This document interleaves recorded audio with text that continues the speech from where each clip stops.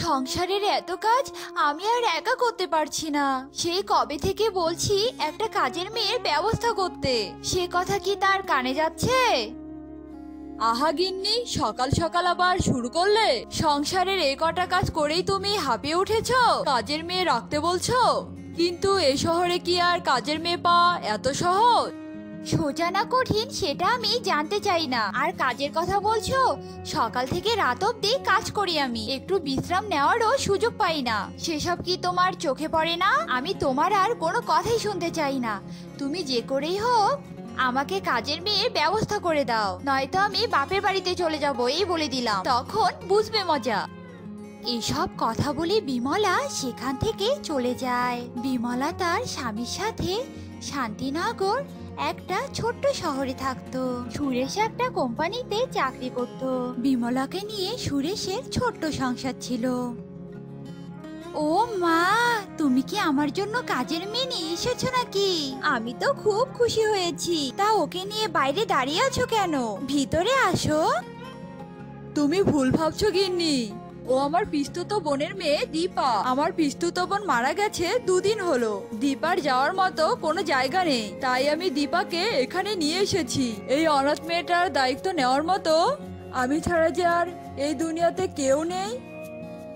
ও তাই, তবে ভালোই করেছো। কি আর করবে বলো, তুমি তো আবার জনদরদি, তুমি তো আবার কারো কষ্ট সহ্যই করতে পারো না। ভালোই হলো, এতদিন কাজের মেয়ের জন্য এত চিৎকার চেঁচামেচি করেছি, আজ আবার পিস্তুত বোনের মেয়েকে নিয়ে হাজির হয়েছে। তবে এবার এই মেয়েকেই আমি কাজের মেয়ে বানাবো। এরপর সুরেশ দীপাকে নিয়ে ঘরে চলে যায়। আর সুযোগ বুঝে বিমলা দীপাকে কাজের মেয়ে করার পরিকল্পনা করতে থাকে। মা দীপা, তুই তোর মামির সাথেই থাকবি, তোর মামির কথা শুনে চলবি, একদম বাইরে যাবি না, কেমন? আর গিন্নি, তুমি দীপাকে একটু দেখে রেখো, আমি অফিসে গেলাম। সে নিয়ে তোমায় ভাবতে হবে না গো, আমি তো দীপাকে দেখেই রাখবো। আর দীপাকে তো আমার কথা শুনেই চলতে হবে, তুমি নিশ্চিন্তে অফিসে যাও। বিমলার কথা শুনে সুরে অফিসে চলে যায়। শুনলি তো দীপা, তোর মামা কি বলে গেল? তুই সব সময় আমার কথা শুনে চলবি, নয়তো এই বাড়িতে তোর জায়গা হবে না, বুঝলি? যা, এখন তাড়াতাড়ি রান্নাঘরে গিয়ে বাসনগুলো মেজে ফেলতো। ঠিক আছে মামি, আমি এক্ষুনি গিয়ে বাসনগুলো মেজে নিচ্ছি। এরপর দীপা গিয়ে বাসন মাজতে শুরু করে। আর এভাবেই দীপাকে দিয়ে বিমলা একে একে সংসারে সমস্ত কাজ করিয়ে নিত। আর নিজে পায়ের উপর পা তুলে শুধু আরাম করত, একটা কাজও করত না। আরে বিমলা দিদি যে, এ সময় তুমি বাইরে হাঁটতে বেরিয়েছো নাকি? তা বলি, তুমি তো সারাদিন সংসারের কাজ নিয়ে মহা ব্যস্ত থাকো, সেই তুমি কি না আজ বাইরে? হ্যাঁ গো দিদি, আগে তো সব সময় কাজ নিয়ে ব্যস্তই থাকতাম, তবে কিছুদিন আগে বাড়িতে কাজের মেয়ে নিয়ে এসেছি। এখন বাড়ির সব কাজ কাজের মেয়েটাই সামলায়। তা বলছি কি দিদি, দেখা হলো ভালোই হলো, তবে চলো না দিদি আমার বাড়িতে 1 কাপ চা খেয়ে এসো। বিমলার কথায় সুয়েতা আর না করতে পারে না। এরপর বিমলা সুয়েতাকে নিয়ে তার বাড়িতে যায় আর দীপাকে দেখিয়ে বলে, দিদি এই হলো আমার কাজের মেয়ে দীপা। যা তো দীপা, কড়া করে 2 কাপ চা নিয়ে আয় তো, আর হ্যাঁ সাথে বিস্কুটও দিস।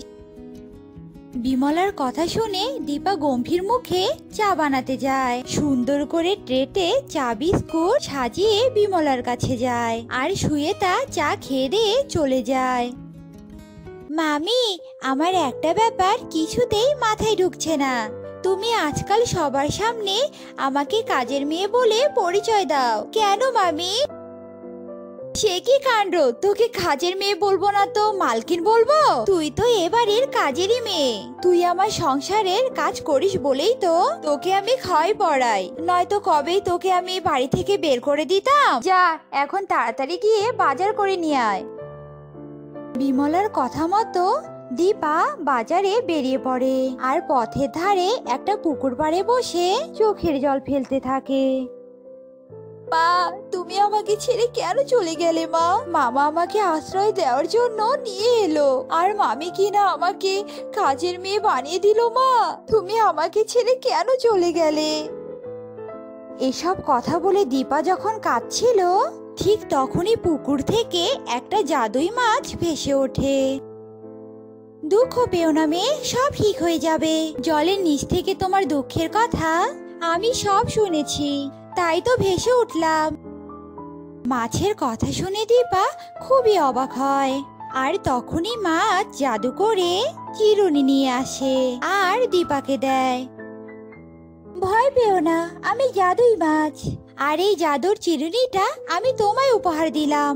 এই চিরুনিটা দিয়ে মাথায় চিরুনি করলে তোমার চুলগুলো সোনার চুলে পরিণত হবে, আর যা তোমার ভাগ্য বদলে দিবে। এই কথা বলে জাদুর মাছ ডুবে যায়, আর দীপা জাদুর চিরুনি নিয়ে দ্রুত বাড়িতে ফিরে যায়, আর সেই চিরুনি দিয়ে মাথা চিরুনি করে। তখনই তার সব চুল সোনার চুলে পরিণত হয়, আর তখনই সেখানে বিমলা চলে আসে। হায় ঈশ্বর, এসব আমি কি দেখছি? এই কাজের মেয়ের মাথায় সোনার চুল? হ্যাঁ রে দীপা, কি করে সম্ভব এসব? বলতো আমাকে। এরপর দীপা সব কথা বিমলাকে খুলে বলে, আর এসব কথা শুনে বিমলার চোখ লোভে চকচক করে ওঠে, আর সে দীপার হাত থেকে চিরুনিটা কেড়ে নেয় আর নিজের চুল চিরুনি করে। আর তখনই বিমলার সব চুল পড়ে যায়, বিমলা টেকো হয়ে যায়। হায় হায় হায় রে, এ কি সর্বনাশ হলো আমার! আমার সব চুল পড়ে গেল। মা দীপা, কিছু একটা ব্যবস্থা কর মা। ও কি ব্যবস্থা করবে? তুই তো লোভ করেছিস, তাই তুই শাস্তি পেয়েছিস। তুমি এমনটা করো না জাদুই চিরুনি, তুমি মামির মাথার চুল ফিরিয়ে দাও, নয়তো মামা যদি এসে দেখে মামির মাথায় চুল নেই, তবে তো মামা হাজারটা প্রশ্ন করবে, আর তখন কথায় কথায় মামির আসল রূপটা বেরিয়ে আসবে, আর তখন তো মামা মামিকে ঘৃণা করবে। দয়া করে তুমি এমন ক্ষতি মামির করো না জাদুই চিরুনি। দীপা, তুই আমাকে নিয়ে এত ভাবিস? সত্যি রে মা, তোর মামা এসব জানলে এ বাড়ি থেকে আমায় বের করে দিবে, আমাকে আর এ বাড়িতে রাখবে না। আর আমি কিনা তোকে কাজের মেয়ে ভাবি? তুই আমাকে ক্ষমা করে দে মা, আজ থেকে তুই কাজের মেয়ে না, আজ থেকে তুই আমার মেয়ে। বিমলার ভুল বুঝতে পারা দেখে জাদুই চিরুনি বিমলার মাথার চুল ফিরিয়ে দেয়, আর বিমলা দীপাকে নিজের মেয়ের মতো ভালোবাসতে শুরু করে। আর দীপার মাথার সোনার চুলের সাহায্যে বিমলার সুরেশ অনেক ধনী হয়। শান্তি। ঠিক এভাবে মেঘলাকে সবাই এড়িয়ে চলতো। বাবা আর কোনো উপায় না পেয়ে মেঘলার বিয়ের জন্য পাত্রের খোঁজ করতে থাকে, কিন্তু কেউই মেঘলাকে বাড়ির বউ বানাতে রাজি হয় না। অবশেষে একজন মেঘলাকে তার ছেলের বউ বানাতে রাজি হয়। দেখুন দাদা, আমরা আপনার মেয়েকে ছেলের বউ বানাতে রাজি। বাহ, তবে তো অনেক ভালো কথা। কিন্তু তার আগে যে আমাদেরও কিছু কথা আছে। দেখুন, একে তো আপনার মেয়ে দেখতে একদম বিচ্ছিরি কালো, তার উপর কেউ বিয়ে করতে রাজি নয়। আমি আপনার মেয়েকে আমার বাড়ির বউ বানাতে রাজি, তবে 2 লক্ষ টাকা যৌতুক লাগবে। হ্যাঁ, 2 লক্ষ টাকা? এত টাকা আমি কোথায় পাবো? যদি দিতে না পারেন তাহলে আর এই বিয়ে হবে না। আমরা আপনার মেয়েকে সুখেই রাখবো, একবার অন্তত ভেবে দেখুন। মেয়েটা এমনি অনেক কষ্টে থাকছে, ওখানে গেলে ভালোই থাকবে। আমি যেভাবে পারি টাকা জোগাড় করে বিয়েটা দিয়ে দিই। আমি চাই আমার মেয়েটা ভালো থাকুক। কি ব্যাপার দাদা, আপনি অত কি ভাবছেন?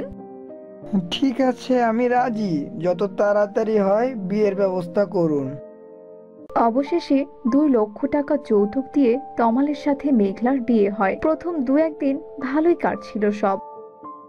এই, তুই আমার আশেপাশেও আসবি না বলে দিলাম। কালো কুৎসিত মেয়ে কোথাকার! মা কি দেখেছে তোর সাথে আমার বিয়েটা করালো?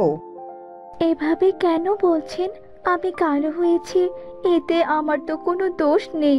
আর আপনি তো আমার স্বামী, আপনি কেন আমাকে এভাবে বলছেন? একদম মুখে মুখে কথা বলবি না বলে দিলাম, না হলে আমার থেকে খারাপ কেউ হবে না। তমালের চিৎকার শুনে তমালের মা তাড়াতাড়ি তাদের ঘরে চলে আসে। কি রে বাবা তমাল, এভাবে চিৎকার কেন করছিস? আর এই এই কালো কুৎসিত মেয়ে, তুই এখানে কি করছিস? হ্যাঁ, তোর কোনো কাজ কাম নেই নাকি বলতো? সব কাজই তো পড়ে আছে, কবে করবি শুনি? মা, তুমি ওকে আমার চোখের সামন থেকে চলে যেতে বলো, আমার ওকে দেখলেই রাগ মাথায় উঠে যায়। বিয়েটা তো শুধুমাত্র টাকার জন্য করানো। হ্যাঁ, এমন কালো মেয়েকে আমার বাড়ির বউ বানাতাম নাকি? হ্যাঁ, যা যা, গিয়ে কাজে লেগে পড়। এখন থেকে তুই এই বাড়ির সব কাজ করবি। যদি কাজ না করিস তবে খেতেও পারবি না। এই বলে দিলাম। মেঘলা আর কোনো কথা না বলে ঘরের কাজে লেগে পড়ে আর কাঁদতে কাঁদতে বলে, হে উপরওয়ালা, তুমি আমাকে কেন এত কালো আর কুৎসিত বানালে? যদি তুমি আমাকে সুন্দর বানাতে তাহলে আজ আমার সাথে কেউ এমনটা করতো না। সবাই আমার সাথে খারাপ ব্যবহার করে, সব সময় কালো বলে খোঁটা দেয়। এত অত্যাচার যে আমার আর ভালো লাগে না। মেঘলা কাঁদতে কাঁদতে কাজ করছিল, হঠাৎ তার হাত থেকে একটা কাচের গ্লাস পড়ে ভেঙে যায়। অমনি সেখানে তার শাশুড়ি আসে আর চুল টেনে ধরে বলতে থাকে, পোড়া মুখী, তোর এত বড় সাহস! আমার এত শখের কাচের গ্লাসটা তুই ভেঙে ফেললি? আজ তো তোকে আমি ছাড়বো না, তোকে আমি আজ মেরে ফেলবো। আহ মা, আমার লাগছে মা, আমাকে আপনি ছেড়ে দিন। আমি ইচ্ছে করে ভাঙিনি মা, দয়া করে আমাকে আপনি ছেড়ে দিন, দয়া করুন, আমার যে খুব লাগছে। কালো কুৎসিত মেয়ে কোথাকার, তোকে আমি কিছুতেই ছাড়বো না। মেঘলার কোনো কথাই তার শাশুড়ি শোনে না আর অনেক মারতে থাকে। এভাবেই দিন কাটছিল মেঘলার। এমন অত্যাচার সহ্য না করতে পেরে লুকিয়ে বাড়ি থেকে বেরিয়ে যায় সে, আর হাঁটতে হাঁটতে একটা আপেল গাছের গোড়ায় গিয়ে বসে। আমার এত অত্যাচার যে আর ভালো লাগে না, এর থেকে আমার মরণ ভালো ছিল। আমি যে এই কালো রূপ নিয়ে এসব আর সহ্য করতে পারছি না। তোমার বুঝি অনেক কষ্ট, তাই না? তাই বুঝি তুমি এভাবে কাঁদছো? কে কে কথা বলছো? কে? সামনে এসো। ভয় পেও না গো, আমি আপেল গাছ বলছি। তুমি আমাকে বলতে পারো সব, আমি তোমাকে অবশ্যই সাহায্য করব। মেঘলা আপেল গাছকে সব কথা খুলে বলে, আর সব শুনে আপেল গাছ বলে, আরে তোমার খুব কষ্ট গো, তাই না? তুমি এক কাজ করো, আমার গাছ থেকে তুমি একটা আপেল ছিঁড়ে নিয়ে যাও। কিন্তু আমার তো ক্ষুধা লাগেনি, আমি এখন কিচ্ছু খাবো না। মনের মধ্যে এত কষ্ট নিয়ে কি আর এসব খেতে ইচ্ছে করে গাছ? তুমি বলো। এটা একটা খেয়ে তো দেখো। আচ্ছা ঠিক আছে, তুমি যখন এত করে বলছো তাহলে আমি খাচ্ছি। এরপর মেঘলা গাছ থেকে একটা আপেল ছিঁড়ে নিয়ে খায়, আর খাওয়ার সাথেই ওর গায়ের রং একেবারেই ফর্সা হয়ে যায় আর কালো লম্বা চুলও হয়। তা দেখে মেঘলা অনেক অবাক হয়ে যায়। এ কি, আমার গায়ের রং এত ফর্সা হলো কি করে? আর আর আমার চুল এত সুন্দর হলো কি করে? এইসব হয়েছে জাদুই আপেল গাছের জন্য। তুমি যেই না আপেলটা খেলে অমনি তোমার রূপ পাল্টে গেল। আসল কারণটা হচ্ছে এই আপেল গাছ হলো জাদুই আপেল গাছ। এই আপেল গাছের অনেক গুণ। যাও, তুমি এবার তোমার বাড়িতে চলে যাও। তোমাকে অসংখ্য ধন্যবাদ জাদুই আপেল গাছ, অনেক ধন্যবাদ। এই বলে মেঘলা তার শ্বশুর বাড়িতে ফিরে যায়। মেঘলার এই রূপ দেখে সবাই ভীষণ অবাক হয়ে যায়। এ কি কাণ্ড, তোমার রূপ এত সুন্দর হলো কি করে? এইসব আবার সম্ভব নাকি? হ্যাঁ হ্যাঁ হ্যাঁ, তাই তো, তোমায় দেখতে পুরো পরীর মতো লাগছে গো। এখন নিশ্চয়ই আর আপনারা আমার সাথে এমন খারাপ আচরণ করবেন না। আমি তো এখন সুন্দর হয়ে গেছি। না না মা, এত সুন্দর মেয়ে আমাদের ছেলের বউ ভেবে তো খুব খুশি লাগছে। কিন্তু এমনটা হলো কি করে? তা না হয় অজানাই থাক মা। মেঘলা সুন্দর হওয়ার পর থেকে সবাই ওকে খুব আদর যত্ন করত, আর এভাবেই সুখে শান্তিতে মেঘলার দিন কাটতে থাকে। যাবো, কাল যে মোড়লের গিন্নি কাঁথা নিতে আসবে, কাল যদি আমি তাকে কাঁথাটা না দিতে পারি তাহলে তো মোড়ল গিন্নি ভীষণ রাগ করবে রে। ও মা, তুমি মোড়লের গিন্নির কাঁথা সেলাই করছো? তবে তো তুমি বেশ কিছু টাকা পাবে। তাহলে ওই টাকা দিয়ে তুমি আমায় একটা ঘুড়ি কিনে দিও মা, প্লিজ। সে পরে দেখা যাবে, তুই এখন যা তো, নদীর ঘাটে গিয়ে জল নিয়ে আয়, ঘরে যে এক ফোঁটা জলও নেই। আচ্ছা আচ্ছা মা, ঠিক আছে আমি যাচ্ছি, তুমি শুধু আমায় ঘুড়িটা কিনে দিও।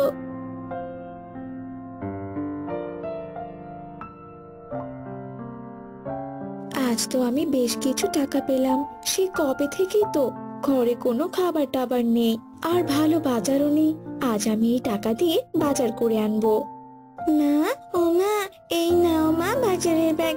আর শোনো, বাজার থেকে ফেরার পথে কিন্তু অবশ্যই আমার জন্য ঘুড়ি কিনে নিয়ে আসবে, এই বলে দিলাম। আজ তো মায়ের কাছে বেশ কিছু টাকা আছে, মা নিশ্চয়ই আমার জন্য একটা ঘুড়ি কিনে আনবে। খেলা করা শেষ হলে আমি নিশ্চয়ই ঘুড়ি দেখতে পারবো।